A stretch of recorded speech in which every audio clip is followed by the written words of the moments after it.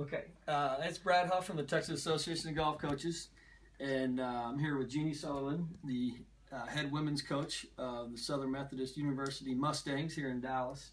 And Coach, one of the things that's new to high school golf coaching this year is we're going to be able to coach anywhere on the golf course. And most of us are finding our way individually with what that is, but we wanted to take a few minutes and sit down with you and ask you some questions about, you guys have been doing this for several years, and wanted to kind of pick your brain about what are some of the better ways that you think we should do things. So one of the first questions I wanted to ask is, what things do you think are important to do as a coach during the tournament, just in general?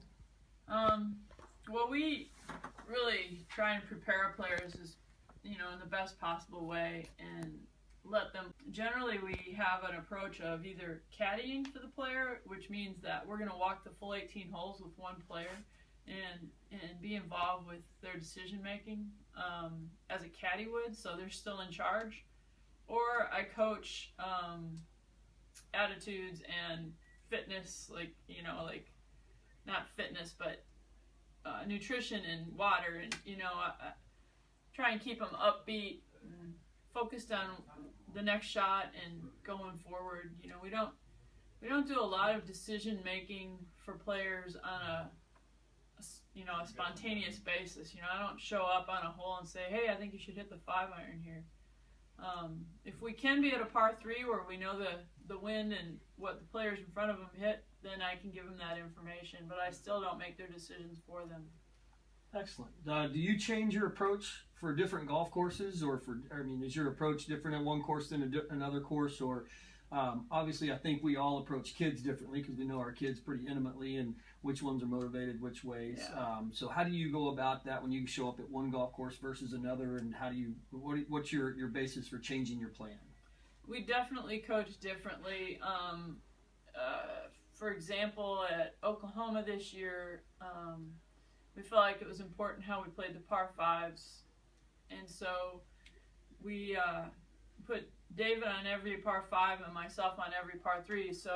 And we just kept leapfrogging. So we saw the players every other hole almost. We had a coach there, which is, normally we check in here or there, and David walks with the player. So in this case, we actually actively coached positions on the par 5s. Interesting. So that kind of leads into my next question of, a lot of us have assistants. Some of us even are lucky enough to travel to the golf tournament with both coaches. Not all coaches get to do that, and some coaches don't, and certainly the smaller schools and even in the bigger schools we don't have both coaches at the tournament. But if you're able to have both coaches at the tournament, what is the role of your assistant during the round? Well, generally, David, we talked before the round about who would like him to walk with him or who could use his. So a lot of times freshmen who aren't as good with course management will have him for the full 18. Every once in a while a player will have a hard time reading the greens, so he'll walk with that person.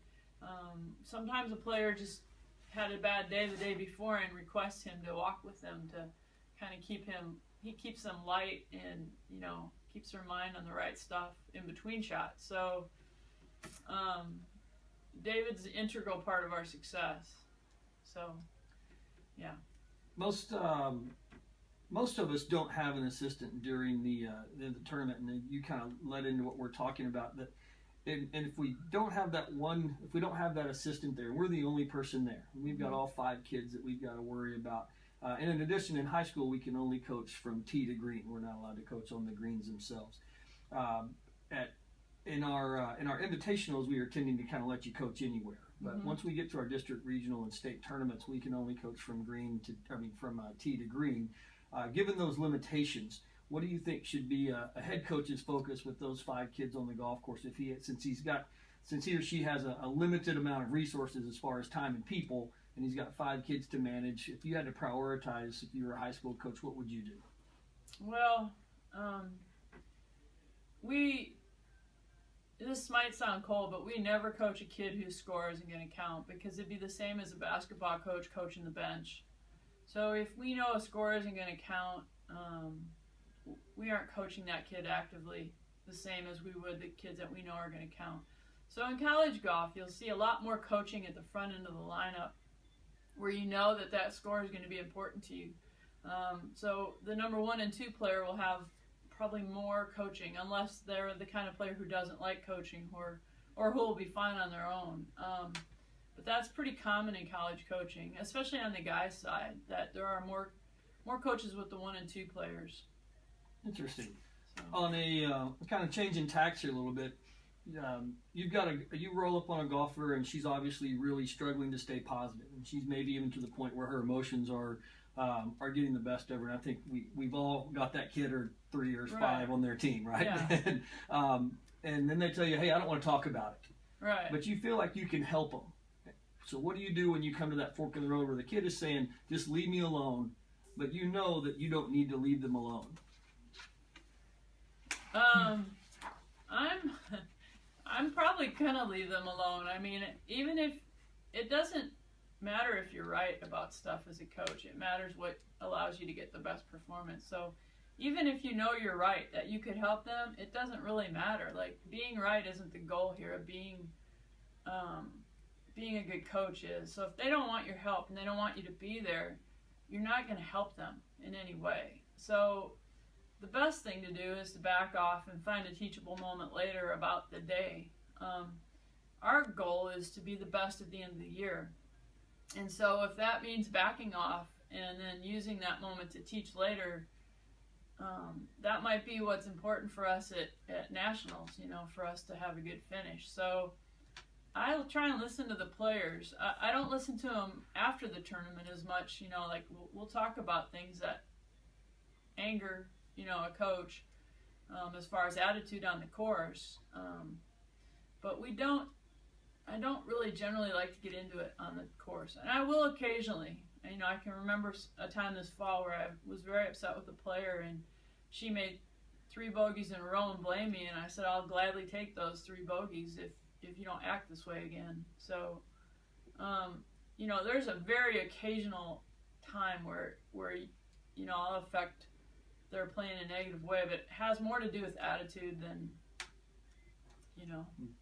play. All right. So the next question, you've got a young lady, and she's been working on a certain swing change, and it's a small thing, and she's got the fix that she's been practicing, and she is struggling a little bit in the tournament, and you see that it's that fix that she needs to do. And given that I think most people would tell you that being technical during a round is not a good idea, but she comes to you and just tells you that she's struggling, do you bring up a technical swing fix inside of the round? No. I used to in the earlier part of my career. Now we work on the mental game better than the physical game. The only suggestion I would make that would be even close to technical might be, let's hit some 3/4 swing shots and knock the ball down a little bit so that their swing is a little more controllable and in front of them. But no, I stay completely out of the technical, or at least my goal is to be there. I understand. Are there any stats that you're personally keeping, or your assistant keeping or watching during a round?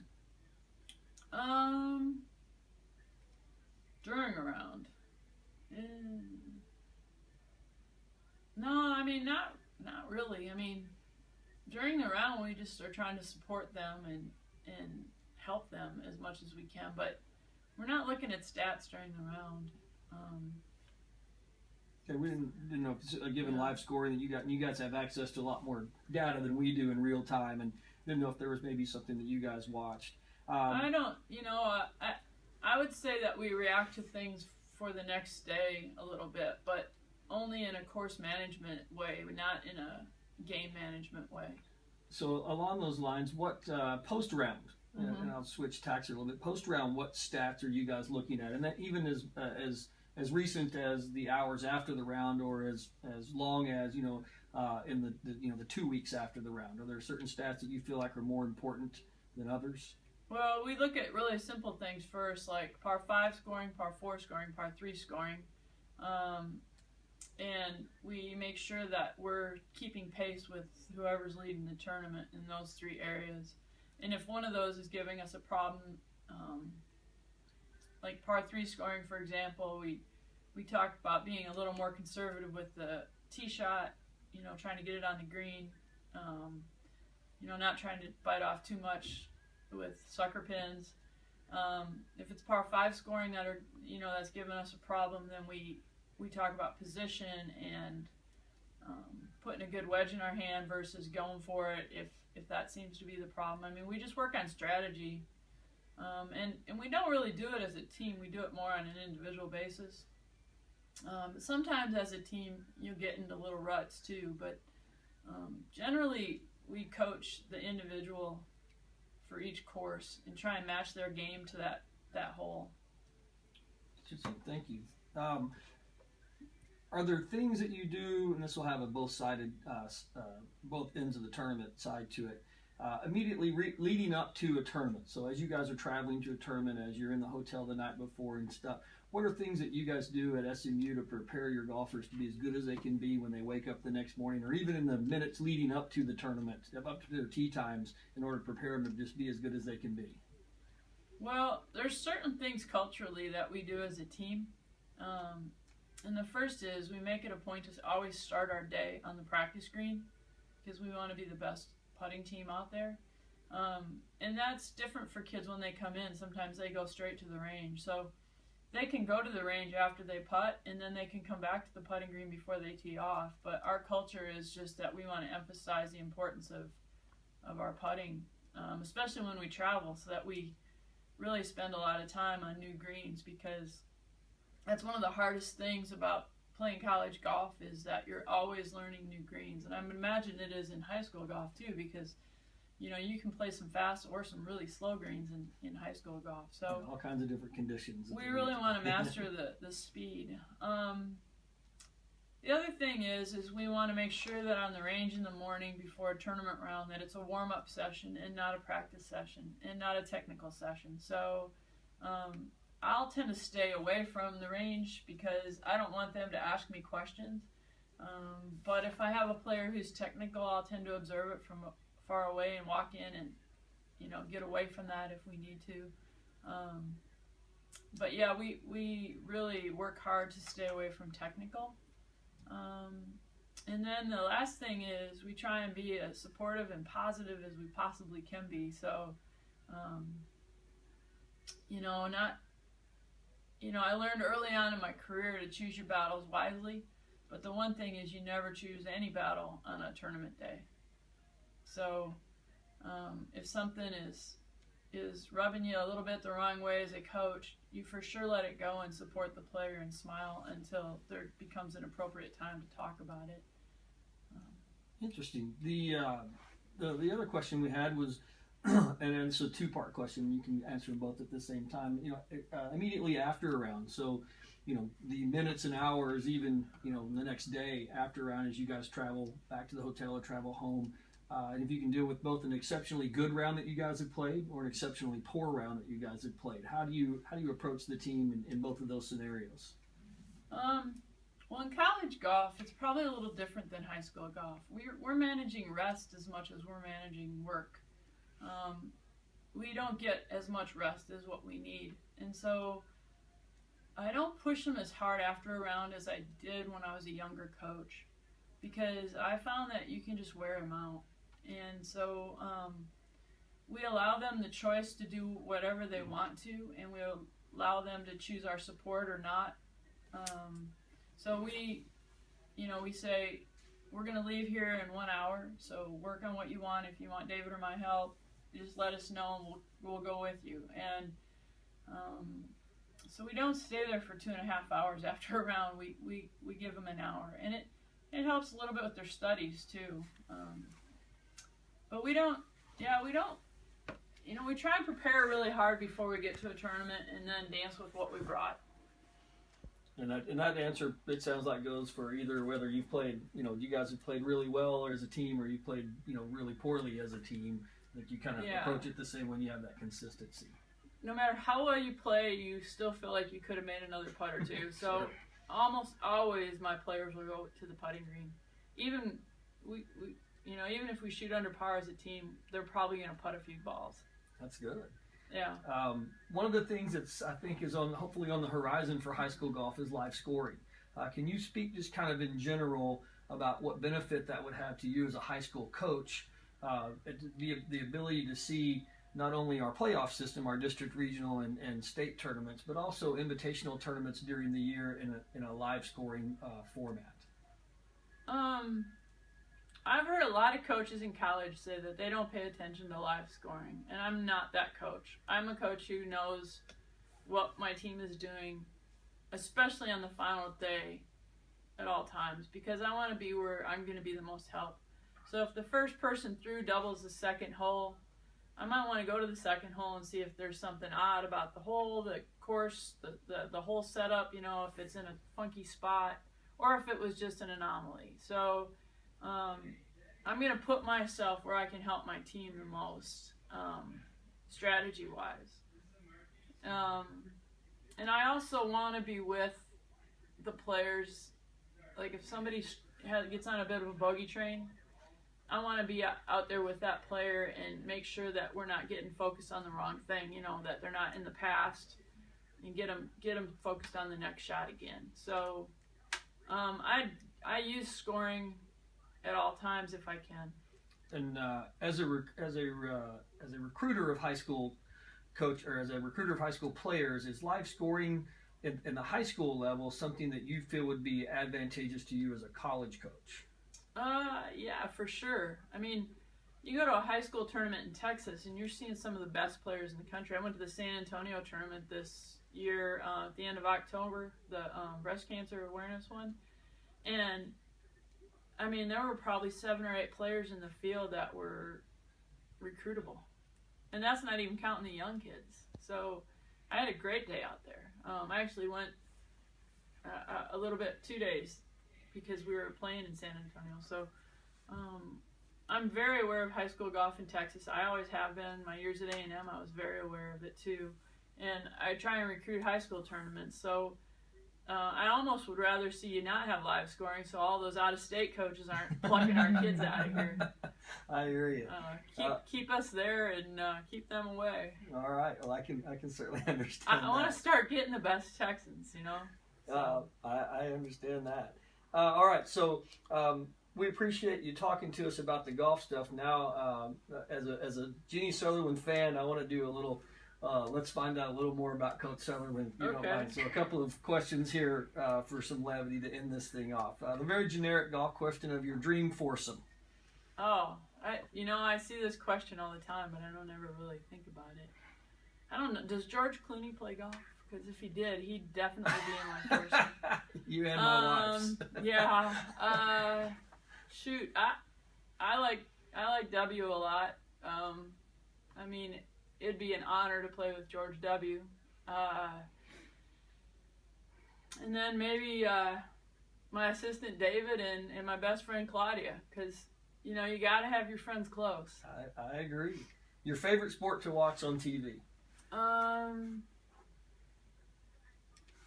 don't know. I guess I'm an NFL fan. NFL. It's sad this year because I'm a Bears fan, so.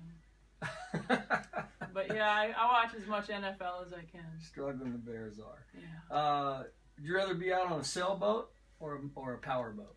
Oh, sailboat all day long. I hear you. You can take one vacation to anywhere. Where is it? I'd probably take the chance to tee it up at Cypress Point again. Again? Yeah, I got to play it once. Throwing that out there. I got to play it once, and it was by far the most special round of golf I've ever had. So. Man, that's awesome. Not very many people get to do that. And then the last question, you can only go see one concert for the rest of your life. What is it? Well, I'm a huge Steely Dan fan, so. Steely Dan. I've seen him, but I'd see him again. And again and again. And again and again and again. Coach Sutherland, we can't thank you enough. You've given great insight to the Texas Association of Golf Coaches members. I'm a big fan. You know, I know a lot of my high school compadres are big fans of yours. We read your blog. Take a second and plug your blog for everybody. Oh, yeah. My blog is 12 months of golf in Vail.blogspot.com. You can just do 12 months of golf at SMU too, and that'll show up. Yeah, and it's for those members that haven't read it. It is a phenomenal resource for coaching. Thank you so much for your time. Thank you. We very much appreciate it. Thank you very much.